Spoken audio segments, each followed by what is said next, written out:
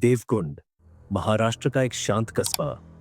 दिन के समय इसका प्राकृतिक सौंदर्य लोगों को मोह लेता है, लेकिन रात पड़ते ही इस जगह की खामोशी डर में बदल जाती है। यहाँ के लोगों में पीढ़ियों से एक बात कही जाती है, आधी रात को जंगल वाली बस रूट कभी मत पकड़ना, वो बस कभी लौटकर नहीं आती। लोग कहते हैं कि रात के बाद देवकुंड जंगल के भीतर इंसान नहीं, कोई और सफर करता है। जो भी उसकी दुनिया में कदम रख देता है वापस लौट नहीं पाता। लेकिन आज फिर एक बस उसी रास्ते पर जाने वाली थी और ये उसकी आखिरी यात्रा साबित होने वाली थी। रात 11:50 बज रहे थे।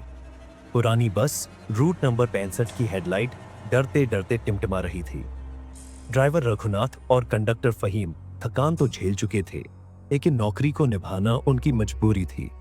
फहीम टिकट मशीन संभालते हुए बोला, भाई आज भी यही रास्ता पकड़ना पड़ेगा, पिछली बस का तो अता पता तक नहीं। रघुनाथ हंसने की कोशिश करता है, लेकिन उसकी आवाज में कंपन छुप नहीं पाता। रोज ही जाते हैं, आज कुछ नया होगा क्या? पर दोनों जानते थे ये रास्ता साधारण नहीं है। कुछ ही देर में 3 यात्री बस में चढ़े। पहली सीमा, एक स्कूल टीचर। थकान स्पष्ट थी पर आंखों में हिम्मत बाकी।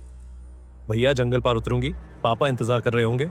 दूसरा विनय, कॉलेज छात्र, ऑन गेम में डूबा, दुनिया दिखावे से बेखबर।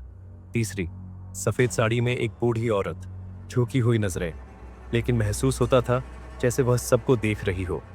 फहीम ने पूछा, माँ जी कहाँ उतरना है? वो बोली, जहां बस रुक जाएगी मैं उतर जाऊंगी।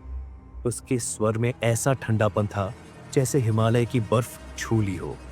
बस शहर की रोशनी छोड़कर काली अंधेरी सड़क पर उतर चुकी थी। चारों तरफ बस काला अंधेरा और सिसकती हवा। पेड़ों की डालियां इतनी ऊंची थीं जैसे आसमान फाड़ देना चाहती हो।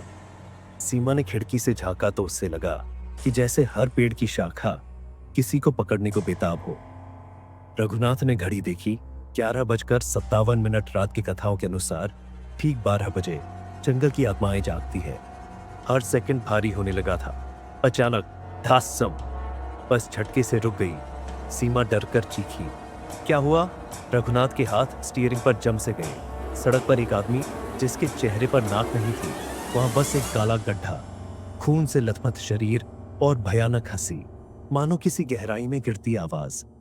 विनय हड़बड़ा कर बोला, भाई चलाओ बस। पर उस साई ने हाथ उठाया। लाइट्स बंद, बस घोर अंधेरे में घिर गई। कांच पर खरोंच की आवाज शुरू। छस छस छस। वो अब खिड़कियों पर चिपका हुआ था। भारी कदमों के साथ वो साया बस की छत पर चढ़ गया। धड़ाम धड़ाम, पागलों सी छलांगे जैसे अंदर घुसने की कोशिश हो। फहीम कांपते हुए, इंसान नहीं, रघुनाथ चीखा। सिर झुकाकर नीचे, देखना मत उसको। लेकिन अंधेरों में देर हो चुकी थी। बूढ़ी औरत बहुत शांत खड़ी हुई थी। फिर वो धीरे से उठी और दरवाजे तक पहुंचकर कुछ मंत्र सा बुदबुदाने लगी। उसकी आवाज में एक अजीब ताकत थी। अचानक आवाजें गायब, लाइटें फिर जल उठी।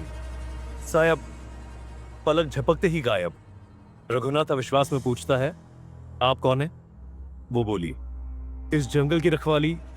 और उसकी आंखों में रहस्यमयी चमक को भर आई। बस फिर रेंगते हुए आगे बढ़ी। बूढ़ी औरत की बातों ने सबका खून जमा दिया। सालों पहले इसी जंगल में एक बस गिराई गई थी। यात्री जिंदा जलकर राख हो गए। उनकी आत्माएं आज भी साथी ढूंढती है। विनय गुस्से से फट पड़ा, तू हमें क्यों फंसाया? वह मंद मुस्कान के साथ बोली, किसी अदृश्य शक्ति ने तुम्हें बुलाया है, तुमने खुद नहीं चुना ये सफर। सबकी रूहें कांप उठी, क्योंकि हर किसी ने आज का प्लान अचानक बदला था।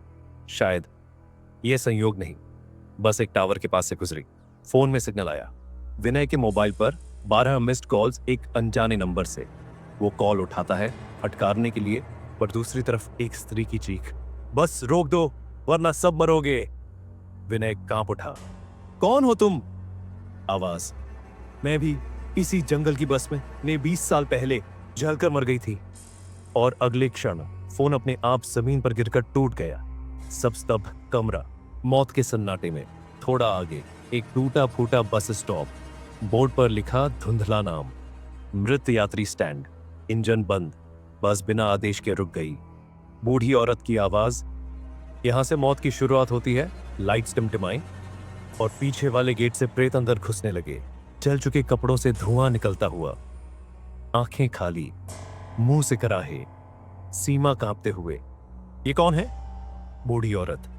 ये वो यात्री हैं जिनकी बस जलकर नष्ट हुई थी। अब इन्हें नए शरीर चाहिए। रघुनाथ इंजन स्टार्ट करने लगा, लेकिन बस जवाब नहीं दे रही थी।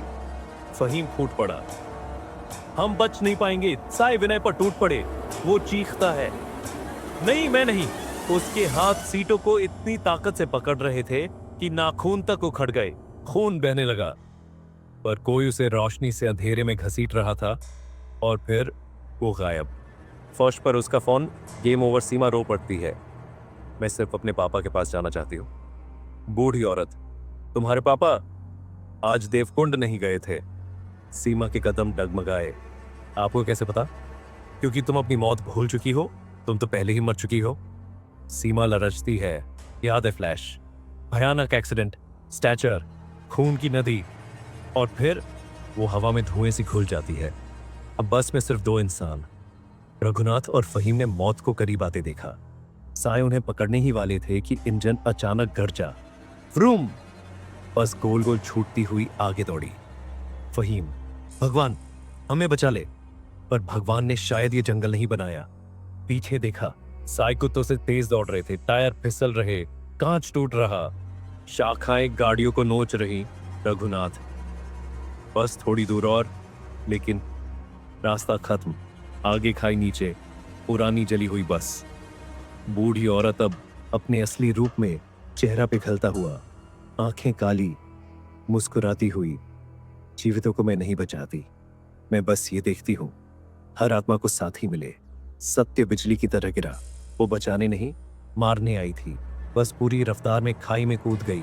नीचे केवल आग, चीखें, जलते हुए शरीर।